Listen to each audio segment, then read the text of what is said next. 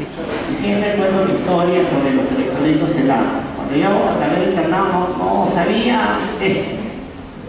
Cuando fui R1, en el 12 de mayo para variar, mis internos un día me dijeron: doctor, enséñenos electro.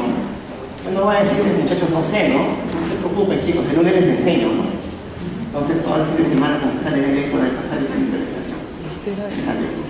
A la semana siguiente digo: al doctor, enséñenos, jamás voy a decirles no sé, no, jamás. Toda la semana estuve repasando y haciendo la presentación, y lo mismo fue con electrolitos. O sea que esto, la única manera que lo aprendan es practicando, viéndolo todos los días, si no, de todas maneras se les va a olvidar. Porque vamos a hablar de fórmulas constantes que las ven pues una vez, hoy día se acordarán qué bonito, ¿no? Pero después de la práctica se las olvidan.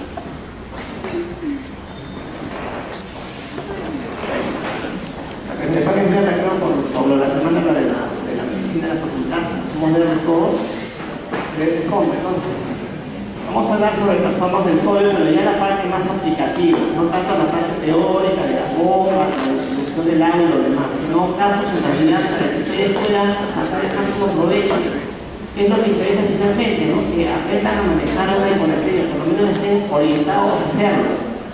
Y en su caso pueden esto revisar, ¿no? Siempre, por favor. Estamos con casos clínicos, ¿no? 16 horas en emergencia y un paciente de 76 años con un cuadro de diarrea, sacosa de 3 días de evolución. Deshidratado, está con la tercera conciencia, con su presión 160, 95 de cardíaca por minuto. En todo paciente con deshidratación, lo primero que tiene que ver es el estado hemodinámico del paciente, ¿no? Recuerden que una de las primeras cosas que se modifica es la frecuencia cardíaca.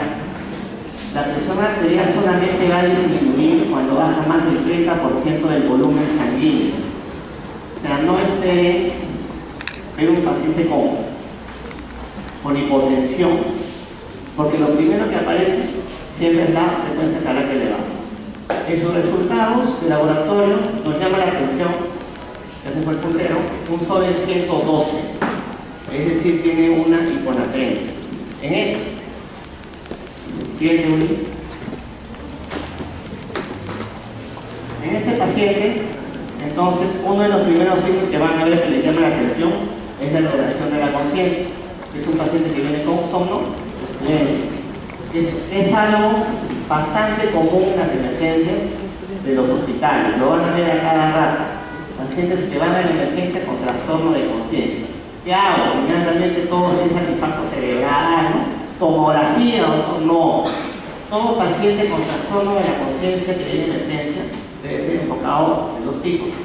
Uno, que presente signos de focalización, o que no presente signos de focalización.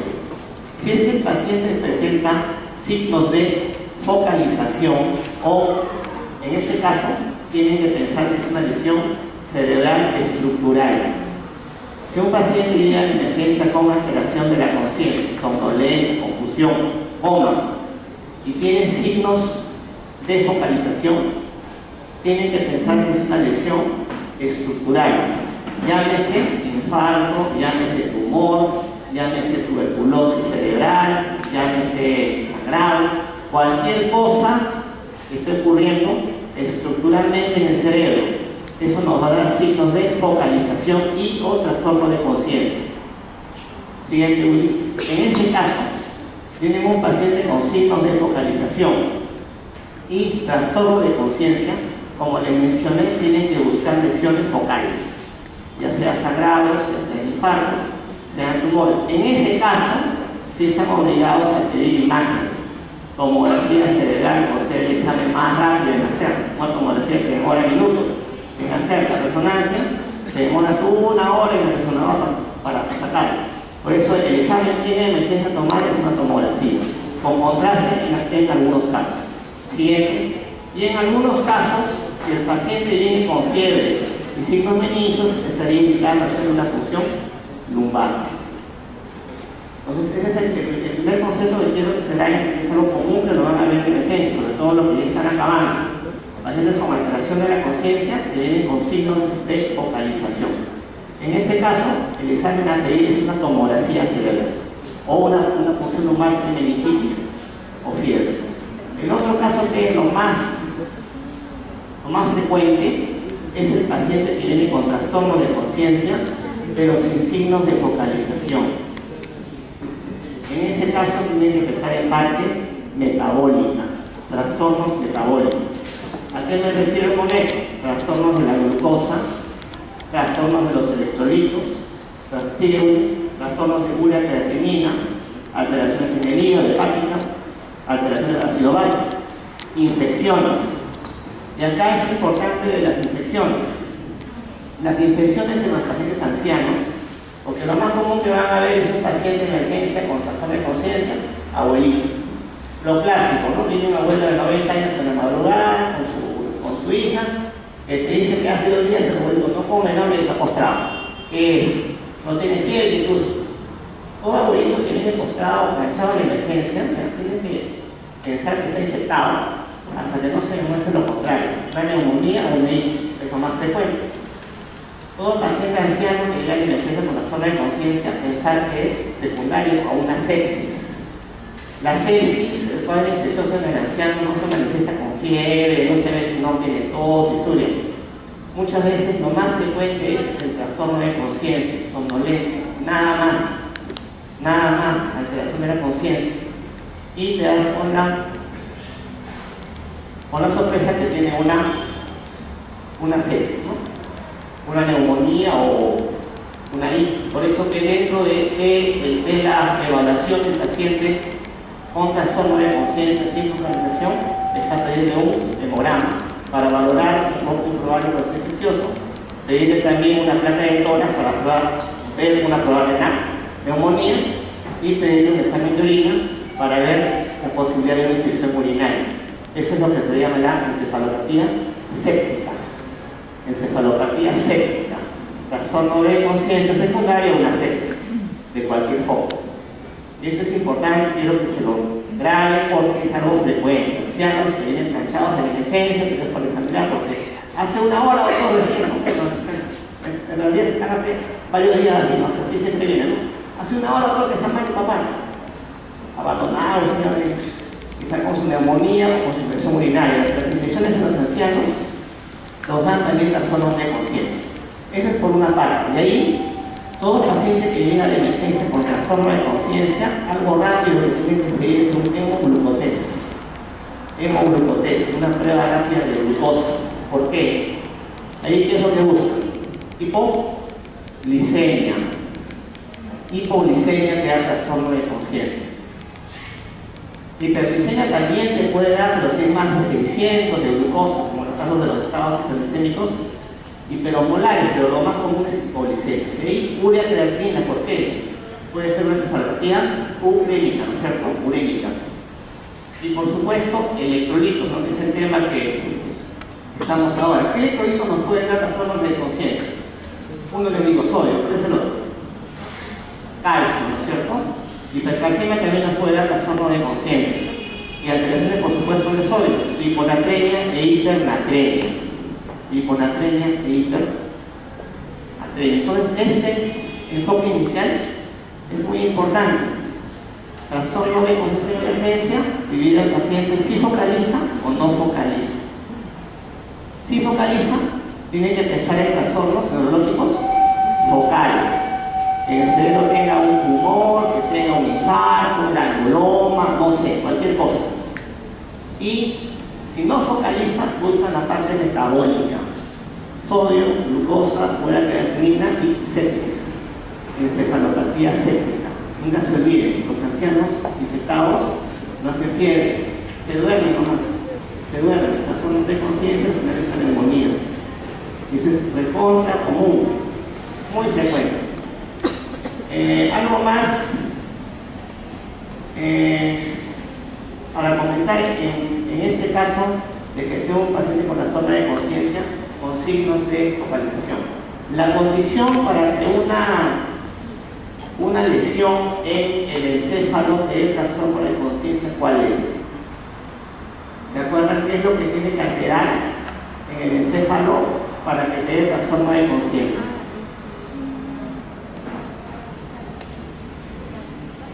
¿Alguien se acuerda? Me da la mía. ¿Qué es lo que nos da en el encéfalo la conciencia? ¿Qué estructura? ¿No? La sustancia reticular ascendente que se encuentra en el tronco. O sea, para que una lesión focal que dé trastorno de conciencia tiene que ser en el tronco encefálico, uno, o tiene que ser de ambos hemisferios, de ambos lóbulos, o en todo caso que sea en uno solo y que sea una lesión tan grande que esté comprometiendo, digamos, a otro lóbulo. Esas son las dos condiciones para que se produzca alteración de la conciencia. Por eso que normalmente los infartos cerebrales, infartos no hacen 5, salvo que el infarto sea muy grande del tronco, puede ser o de ambos hemisferios. Pero normalmente los infartos cerebrales no dan 5, no dan trastorno de conciencia. Los que dan trastorno de conciencia son los sangrados. ¿Por qué? Porque los sangrados hacen efecto de masa y te comprimen los hemisferios, te comprimen el tronco. Por eso que los sangrados cerebrales se suelen hacer trastorno de conciencia y no los infartos. Este enfoque es importante porque todo paciente con trastorno de conciencia de emergencia tiene que tener parte metabólica y en la cabeza también siempre dicen trastornos de sodio, glucosa. Siguiente, Willy. Hiponatremia entonces. En la paciente anterior venía por un cuadro de diarrea, ¿no es cierto? Estaba somnolienta y se le encontró un sodio bajo. ¿Cuánto? 112, ¿no? 112. Entonces, acuérdense que los valores normales del sodio son de 135 a 145. Obviamente, menos de 100, como hemos hablado hoy de la mañana, se denomina hiponatremia. Conceptos que deben fijar: es leve cuando es más de 120 y es severa cuando es menos de 120. Y acá quiero hacer hincapié en algo. Toda hiponatremia severa se corrige. Es una premisa en medicina, sintomática o asintomática. Toda hiponatremia severa se corrige. O sea, un sodio menor de 120 debe ser corregido. Otro concepto importante es si es aguda o es crónica, y eso va a depender del tiempo, 48 horas. ¿Cuál es la diferencia? Las crónicas por lo general son asintomáticas, pacientes conscientes, con su periódico y el probe, y no tienen nada, ¿no? Y tienen el sodio bien bajo. Los agudos por lo general son los sintomáticos. Es decir, los síntomas en la hiponatremia no van a estar en relación a qué tan bajo esté el sodio, sino a qué tan rápido cae el sodio. Van a encontrar pacientes con sodio en 120 asintomáticos, completamente asintomáticos. Van a encontrar con sodio 128 mal, convulsionando, con la zona de conciencia. O sea, los síntomas no están en relación a qué tan bajo están, sino a qué tan rápido cae.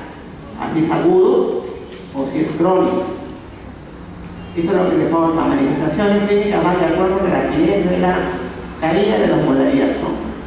Y acuérdense que la hiponatremia puede ir tanto con una osmolaridad plasmática baja, normal, o incluso alta, pero básicamente nos van a interesar las hiponatremias hipoosmolares con baja osmolaridad. Siguiente, Willy. Manifestaciones clínicas. ¿Cómo se manifiesta la hiponatremia? Eso también se ha dicho él, ¿no? Por cualquier signo y síntoma del sistema nervioso central, desde somnolencia hasta convulsiones, coma y en algunos casos focalización, si ya tienes un daño estructural previo. O sea, cualquier clínica prácticamente del sistema nervioso central, cualquier clínica, desde somnolencia hasta coma, ¿no? Entonces, nuevamente, todo paciente con trastorno de conciencia que no focalice, descartar siempre trastorno metabólico, siempre pidan sodio, siempre.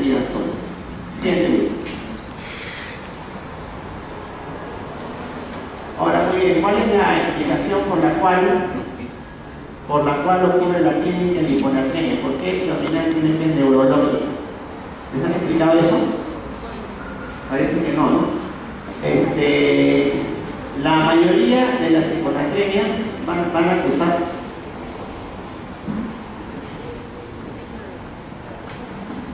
Perfecto, así.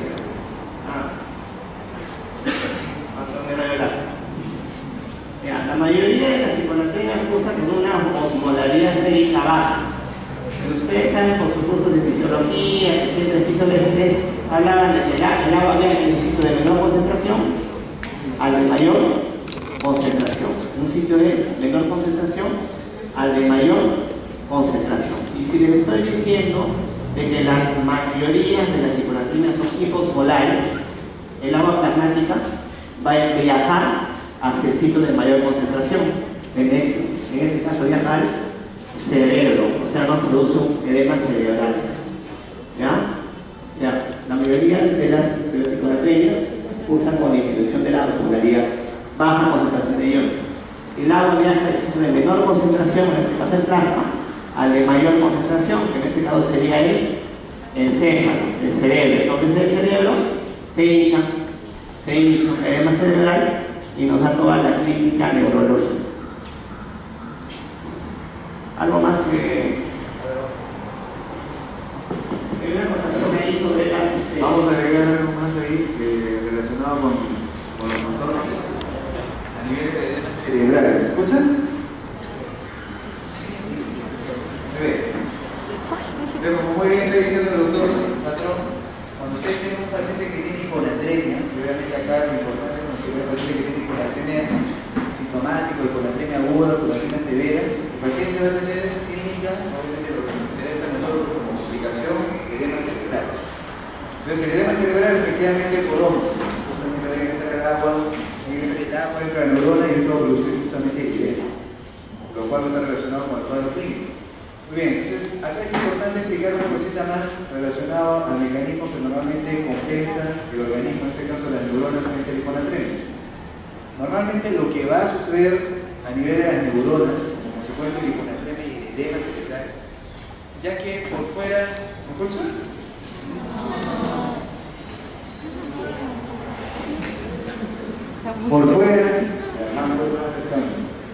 Por fuera de las neuronas, entonces hay baja concentración de sodio, o sea, la osmolaridad está disminuida en el extracelular.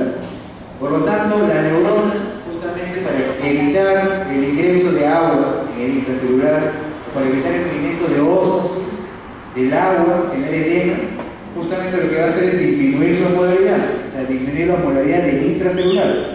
Y por lo tanto, y así, una vez que ha disminuido su osmolaridad, puede compararse a la que está por fuera de ella y así el agua ya no se desplaza. Entonces, para eso tiene que perder justamente los electrolitos que normalmente contiene, ya sea sodio, potasio, es lo primero que hace. Y luego, normalmente va a perder los osmolitos orgánicos y diógenos que normalmente forman las neuronas. Entonces, ese va a ser el mecanismo que va a tener un paciente que no es tratado frente a una hiponatremia severa con edema cerebral. ¿Por qué es importante mencionar esto? Porque a continuación vamos a ver el tratamiento de la hiponatremia. Entonces, la preocupación de nosotros es que ustedes traten bien hiponatremia, porque si la tratan erróneamente, el paciente va a complicarse. Se va a complicar con un síndrome de desmineralización osmótica. Y el síndrome de desmineralización osmótica justamente es por no considerar este mecanismo. Si cuando ustedes traten a un paciente, vamos a verlo ahorita, van a darle con altas concentraciones de sodio. Van a darle con concentraciones de sodio, con cloruro de sodio al 5%, que tiene gran cantidad de sodio. Y esto, si ustedes le dan a un paciente que ha estado hiponatrémico, una gran concentración de sodio en el extracelular, entonces, ¿qué creen que es lo que va a suceder aquí? ¿Qué creen que va a pasar? Al haber una gran demanda, en este caso de electrolitos o el aumento de la osmolaridad en el extracelular, efectivamente este mecanismo va a ser ahora lo opuesto, ¿cierto? Si ustedes le dan una gran oferta de electrolitos en el extracelular, la neurona, que normalmente estaba preocupada por eliminar justamente los electrolitos o los solutos que tenía en el intracelular, Al momento en que ustedes están tratando al paciente, aumentando su osmolaridad en el extracelular, ahora la neurona va a hacer lo opuesto.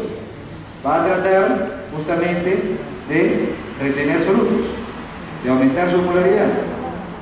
Recuerden que la neurona lo que le preocupa es mantener la osmolaridad tanto dentro como fuera. Entonces, al tratar con grandes concentraciones de sodio, y si lo hacen de forma equivocada, de forma muy brusca, entonces no le van a dar tiempo para que haya una regulación de parte de la neurona de un punto de vista esperado, fisiológico. Y por lo tanto, y es importante recordar, porque normalmente para evitar estos problemas de desmineralización osmótica, la neurona tiene que formar sus propios osmoles idiógenos. El problema es que la neurona lo hace en forma lenta. Se demora más de 24 o 48 horas para que la neurona pueda formar los osmoles idiógenos. Si ustedes tratan de forma agresiva la hiponatremia, entonces no le van a dar tiempo a la neurona y que nuevamente se estabilice. Y por lo tanto, ahí van a generar el problema de desmineralización osmótica con deshidratación neuronal y con la secuela neurológica que puede ser permanente en el paciente. Por eso es importante considerar eso. ¿Funciona? Bueno, ese es para la complementación. Al final, lo que quiero que recuerden es que la clínica neurológica se debe a que a edema cerebral. ¿Por qué? Porque no hay viajes de menor concentración a mayor concentración. Es un concepto fisiológico que lo tiene ya desde el colegio, creo, ¿no? Así que tienen que recordar eso, ¿no? Claro. Y lo que dijo Edwin es importante, los mecanismos de compensación, pero que se demoran 24 o 48 horas. Y esto es importante para el tratamiento, que debe ser lento. El tratamiento para la corrección de la hiponatremia debe ser lento. Porque como bien lo mencionó Edwin, va a haber después, si lo hacemos muy rápido, un fenómeno de mielinolisis continua, desmielinización osmótica. Vamos a ver después las consecuencias de eso. Entonces nunca se olviden del concepto del edema cerebral, los mecanismos de compensación, que tienen que ver mucho con la corrección lenta de la hiponatremia. Y eso, ¿cómo es? A ver, siguiente, Willy. A este solamente para este puntero, ¿no, mano? Sí. Ah, ya, pensé que también se pasaba acá las... Entonces, acá viene el concepto de osmolaridad plasmática. ¿Qué es la osmolaridad? Es la cantidad de milimoles por kilo de agua, ¿no? Y esta debe estar determinada por los principales osmoles, que son el sodio, la glucosa y la urea. Los principales osmoles en el plasma que te van a determinar la osmolaridad plasmática, la cantidad de milimoles por kilo de agua, son estos tres: sodio, glucosa y urea. De ahí viene la fórmula de osmolaridad plasmática, que es 2 por sodio más glucosa sobre 18 más la urea sobre 6, que te da ese valor de 2,75 a 2,90. ¿Ya? Este es el concepto de la fórmula de osmolaridad plasmática. Sin embargo, recuerden que la urea, como ya deben saber ustedes por su curso de fisiología, fisiopatología, que han tenido un excelente profesor. ¿Cuál es la siguiente, Willy? La urea es un osmol ineficaz porque atraviesa fácilmente las membranas. Por eso se prefiere ahora usar el término de osmolaridad efectiva, donde ya no consideran la urea, solamente 2 por sodio más la glucosa sobre 18, que en verdad la verdad no varía mucho el valor, se dan cuenta, 275, 285, pero esto es lo que más o menos ahora se está usando. Es más, si ustedes revisan su gaito, la fórmula de la osmolaridad plasmática solamente la consideran al sodio y no la glucosa. En resumen, el sodio es el principal determinante de la osmolaridad plasmática, o sea, los cambios en el sodio hacia arriba o hacia abajo son los principales determinantes que la osmolaridad suba o baje. La osmolaridad entonces va a depender del sodio. Sodio osmolaridad, porque es el principal determinante, le dan valor de 2 por sodio. Entonces, esta fórmula tienen que recordarla, porque siempre se la vamos a preguntar. Yo por lo menos siempre la pregunto, así que ya saben para lo que van a llevar después nefro. Entonces, seguimos con el primer caso. Mujer de 76 años, pesaba 46 kilos, con sodio sérito en 112, se le hizo su cálculo y salió en 228 milimoles de osmolaridad. Tenía diarreas, deshidratada y tenía alteración en la conciencia somnolienta. La primera pregunta: ¿qué significado tiene que la paciente tenga una osmolaridad plasmática baja? Porque está baja, ¿no? Le he dicho que lo mínimo, ¿cuánto es? 2,75. 5 más o menos, ¿no? Está baja. ¿Qué significado tiene la osmolaridad plasmática baja en esa paciente? Es lo primero que tienen que preguntarse cuando tengan una hiponatremia. Cuando tengan una hiponatremia, tienen que preguntarse cómo está la osmolaridad. No de frente ver el sodio y intentar manejar el sodio con más algunos residentes que tengo. Siguiente, a ver. Clasificación. Cuando tienen un sodio bajo, tienen que preguntarse si esta va con hiposmolaridad, con isosmolaridad o con hiperosmolaridad. O sea, hay hiponatremias con osmolaridades bajas, osmolaridades normales o osmolaridades altas. ¿Sí, Willy? Todo, con todo. No. Las únicas que nos interesan son estas de acá. Las hiponatremias hipoosmolares. Las hiponatremias hiposmolares. Las isoosmolares y las hiperosmolares, para fines de hora, no tienen mucha importancia. Son las llamadas falsas hiponatremias, pseudo hiponatremias. Sobre todo las isosmolares. Las que ustedes van a ver en emergencia, las que ustedes van a manejar, van a ver son estas, hiponatremias hipoosmolares. Las otras, si quieren ahora olvídense, no tienen mucha importancia. Esta sí, hiponatremia hiposmolar. Entonces lo primero que tienen que hacer cuando tienen un sodio bajo es hallar la osmolaridad. Ya, estoy adelantando, hallar la osmolaridad. Y estas hiponatremias hiposmolares se van a clasificar de acuerdo a la volemia del paciente, al estado de hidratación. Euvolémicas, si no hay signos de deshidratación; hipovolémicas, si el paciente está seco, pues obviamente; y hipervolémicas, si el paciente está superhidratado. ¿Como cuáles? ¿Cuáles son los estados edematosos? Las ICC, los cirróticos, los nefróticos, hipoaluminémicos, hipotiroideos, etc., ¿no? En esos casos pueden estar, pero más se refieren hipervolémicas a los pacientes con cirrosis, con ICC y con síndrome nefrótico, ¿no? Siguiente. Entonces, la que nos interesa, sigue todo. Ya les dije, son las hiponatremias hipoosmolares. El siguiente paso, ¿cuál era? Ver la volemia, el estado de hidratación. Si estaban hipovolémicos, deshidratados; estaban euvolémicos, bien hidratados; o si tenían exceso de agua, hipervolémicos. De estas hiponatremias, quizás las más importantes, las que más nos interesan, son estas de acá: las hiponatremias hiposmolares hipovolémicas, que son las más frecuentes, que son las que van a ver, que son las por pérdidas, vómitos, diarreas a tercer espacio, pérdidas renales. Las hiponatremias por pérdidas. Entonces, cuando les vean un sodio bajo, la siguiente pregunta va a ser: ¿cómo está la osmolaridad? Y la siguiente pregunta va a ser: ¿cómo está la volemia? Entonces, en sus diagnósticos de hiponatremia, tienen que ponerlo completo, pues: hiponatremia hiposmolar, hipovolémica. Y las hipovolémicas son las por pérdidas de todo tipo, digestivas, etc., diuréticos también, etc. De este grupo, quiero que también recuerden las euvolémicas. Son pacientes con hiponatremia hiposmolar, pero que lucen bien hidratados. No tienen signos de deshidratación y tampoco están edematosos.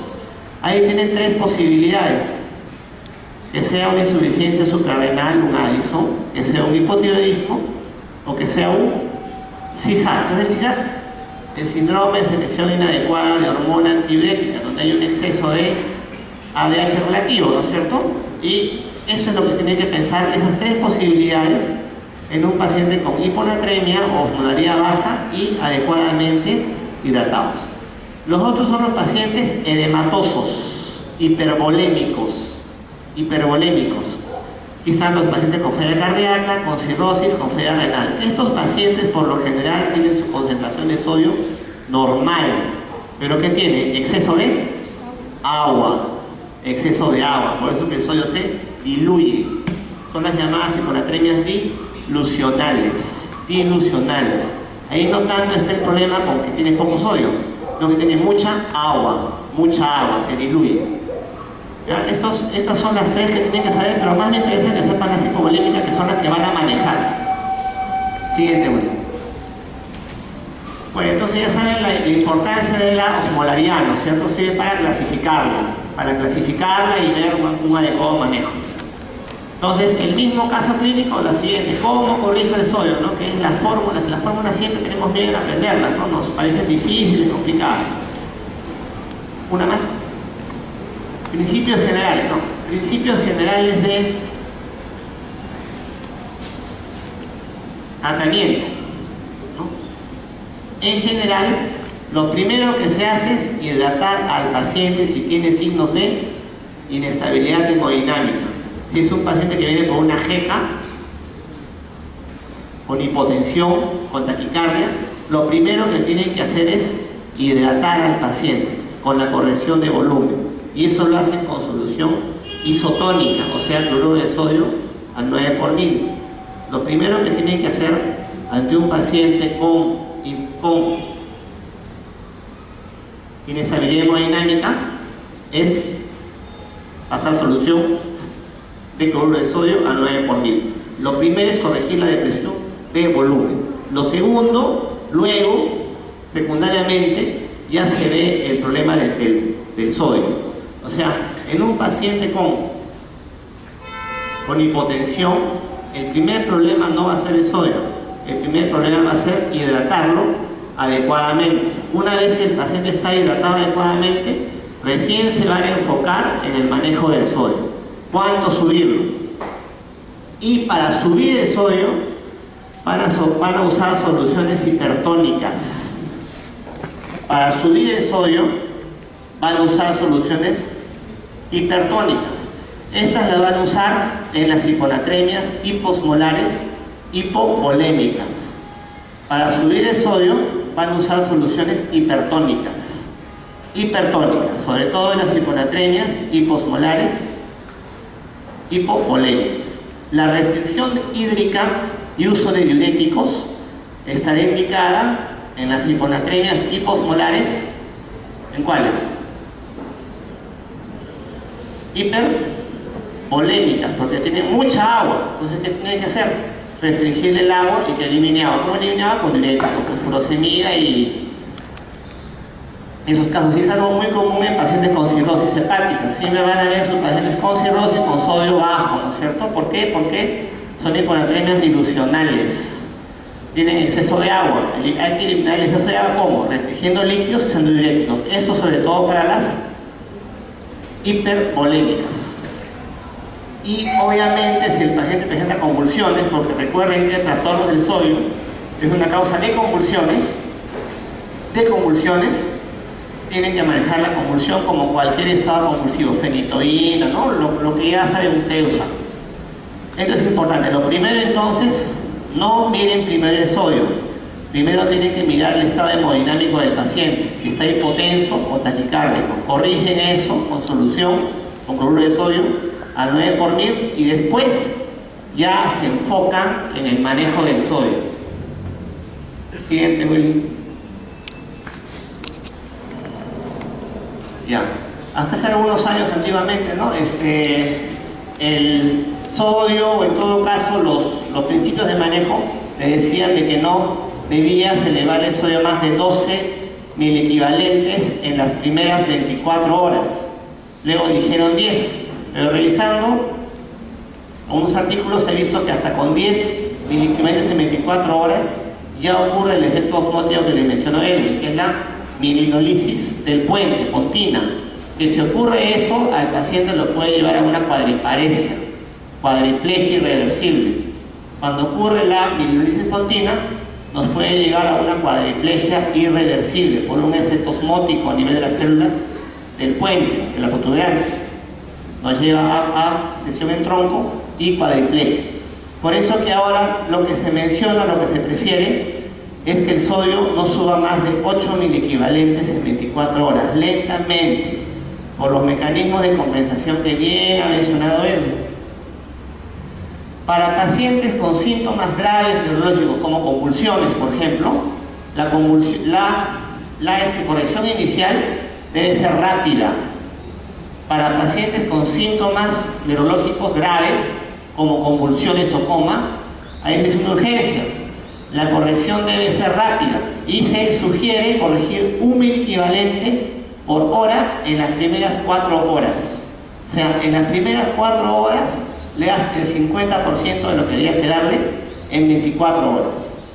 Eso para pacientes con síntomas graves, convulsivos, por ejemplo. En los convulsivos, la corrección debe ser rápida, en las primeras horas. En las primeras horas. En los pacientes somnolientos, puedes hacerlo mucho más lentamente, 24 horas, pero no más de 8 miliequivalentes. Nuevamente, en pacientes con depresión de volumen, primero, hidratarlos,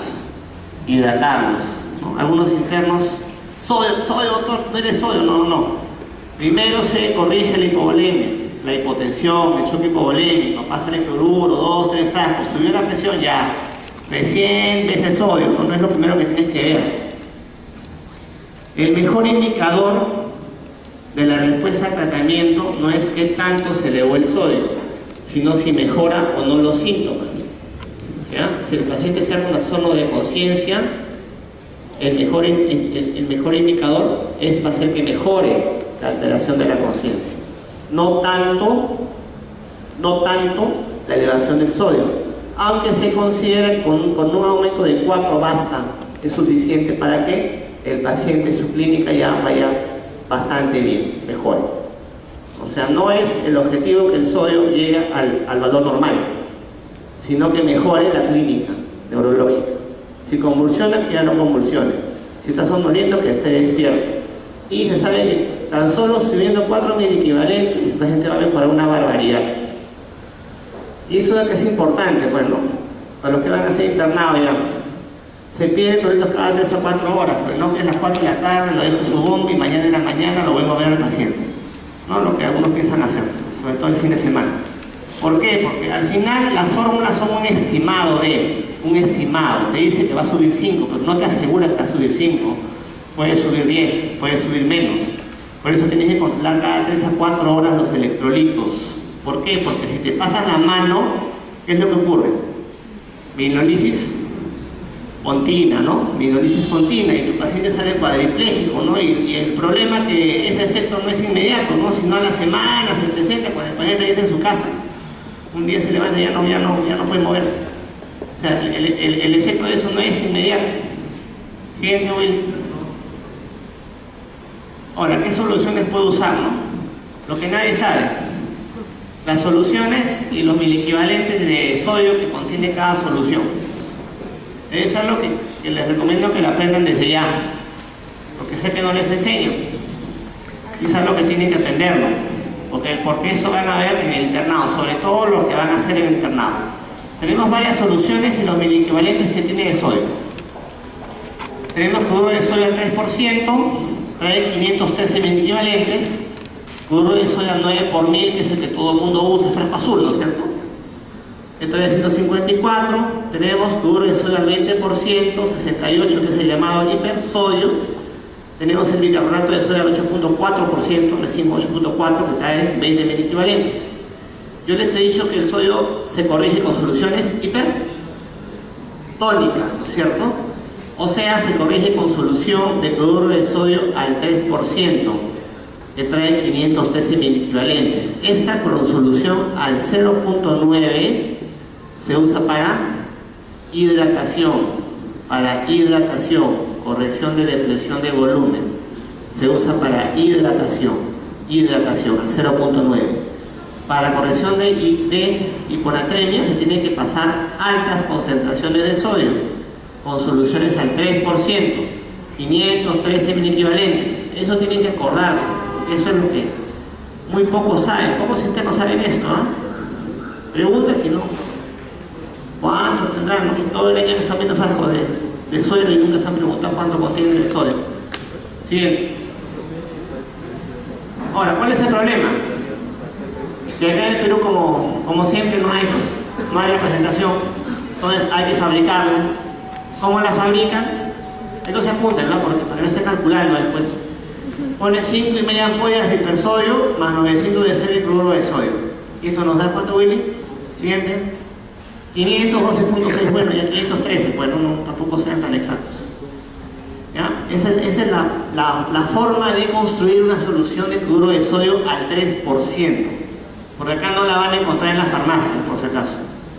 encuentra el cloruro de sodio 9 por 1000 y tienes que meter la ampolla de hipersodio. ¿Tienen cuántos miliequivalentes? 68 miliequivalentes de sodio, ¿no es cierto? Entonces, agregando 5,5 ampollas a 900 de C de 9 por 1000, se construye fácilmente una solución al 3%.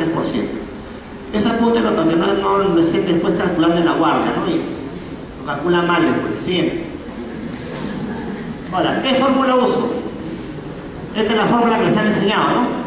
Déficit de sodio 0.6 por peso por 120, ¿no? Esta es la que todo el mundo sabe, les han enseñado, muy bien, la han aprendido, pero lamentablemente la que ya no se usa, ¿no? Siguiente. Sí, pues ya no se usa hace tiempo. Siguiente.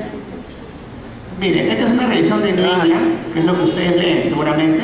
Todas las semanas sale el martes esa publicación nueva. Es una revisión que hicieron de fijar con todas las fórmulas que hay de hiponatremia, todas las fórmulas que hay. Son varias, ¿no es cierto? Una con logaritmos, bueno, no sé. Todas no te dan el mismo sodio valor, dan aproximados. Por eso es importante controlar los electrolitos cada 3 a 4 horas, porque no es una fórmula exacta que te dice te va a subir 5 y te sube 5. No, puede ser más, puede ser menos. ¿Ya? Siguiente, Willy. Eso solamente para mostrar que hay varias fórmulas. La que tiene que aprenderse es esta, que nos gusta. A los internistas y también hay uno que le gusta la fórmula. A los nefrólogos. Esa salió publicada en el 2000 en el New England, hace muchos años, ¿eh? Hace muchos años. La ventaja de esta fórmula es que te permite calcular tanto el déficit en hiponatremia e hipernatremia. O sea, ya no tienes que aprenderte dos fórmulas, sino solamente una. Con esa fórmula puedes calcular tanto hiponatremia como hipernatremia. Es una fórmula validada, que es la que se debería usar ahora. ¿Qué nos calcula esta fórmula publicada en New England por estos dos autores? Calcula el efecto que tendrá la infusión de 1 litro de solución en el sodio sérico. Eso lo vamos a entender después. Es así, sodio infundido menos sodio medido sobre agua corporal total más 1. ¿Ya?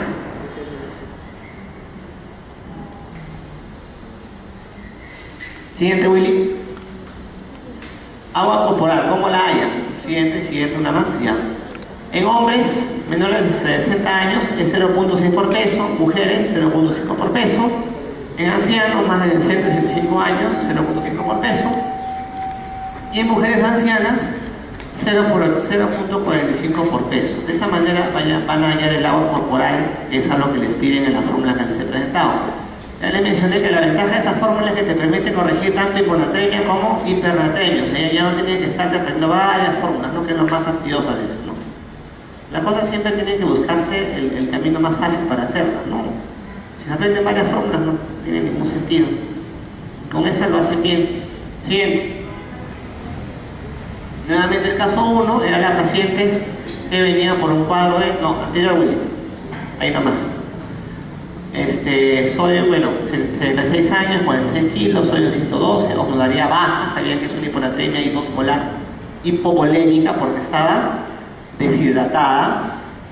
Vamos a usar ¿qué solución? Hipertónica, ¿no?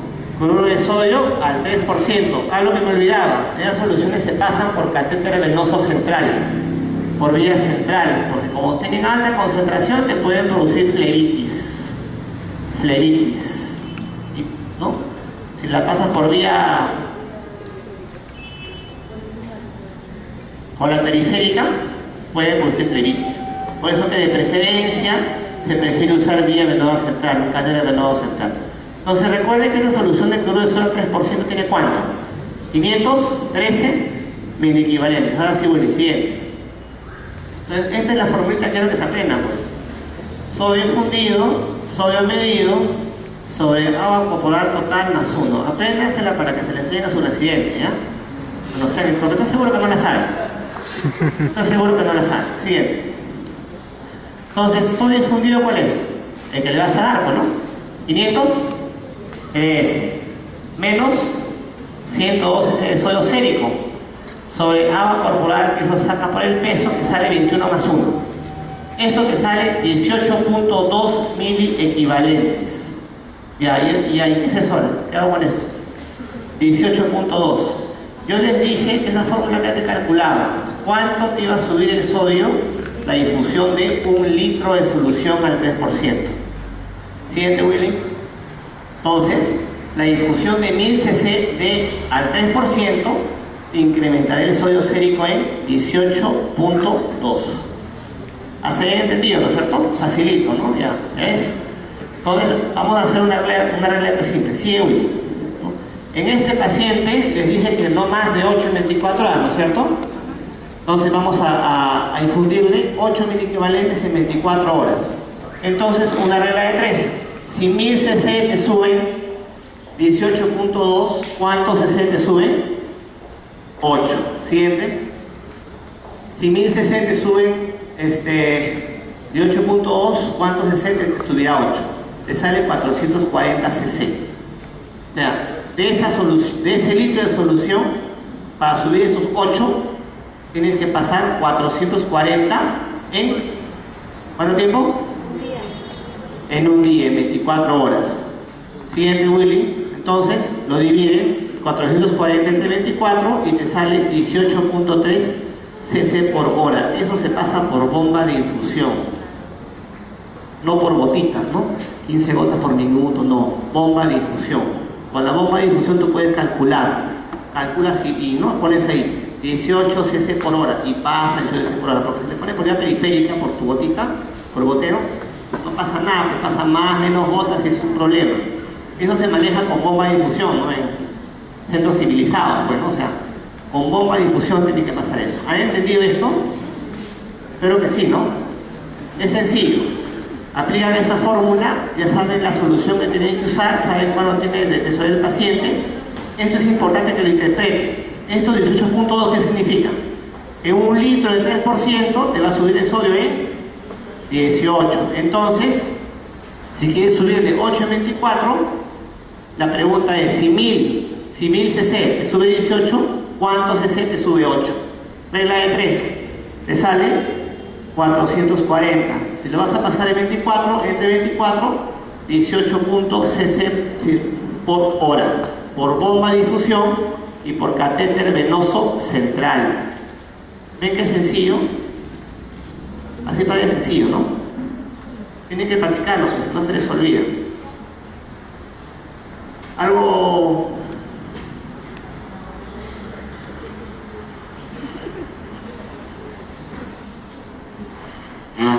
A ver, excelente.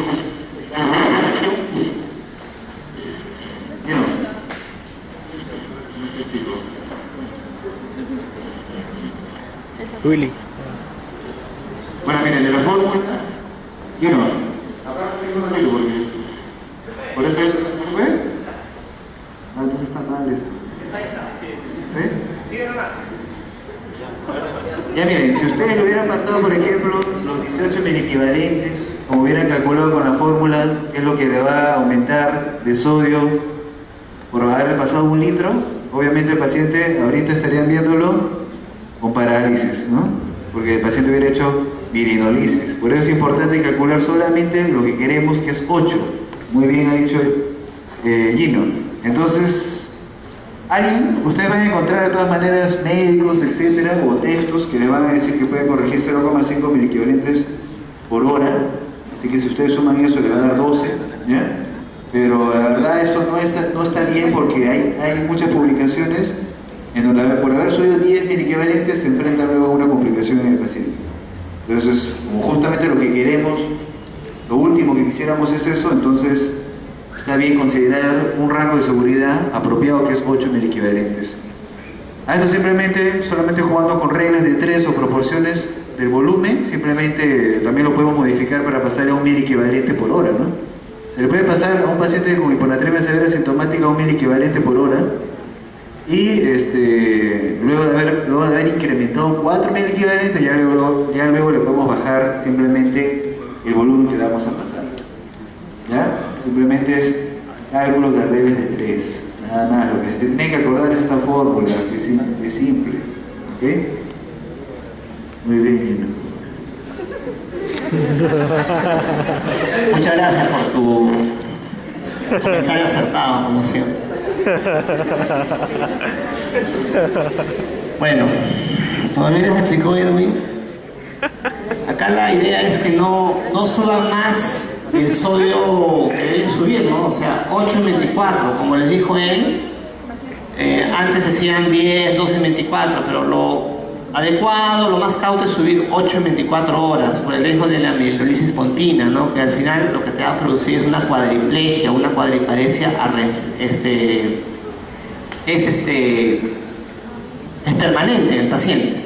Como les digo, el efecto muchas veces no es inmediato, es tardío, días después se va a instalar. Entonces nunca se olviden de la fórmula, y la interpretación. Significa que va a subir 1 litro esta cantidad, y eso ya lo van a ajustar al paciente mismo, ¿no? Las necesidades de cada paciente. Siguiente, Willy. Entonces, caso 2, en la guardia de la noche, 3 de la mañana, cuando los internos quieren irse a dormir, llegó un paciente con diagnóstico de NM de pulmón, que desde hace 2 días está con trastorno de conciencia. El residente lo examina y no encuentra signos de deshidratación, no edemas y no focaliza. Después de media hora, el paciente presenta una convulsión tónica crónica generalizada. Presión normal, sodio bajo, 115.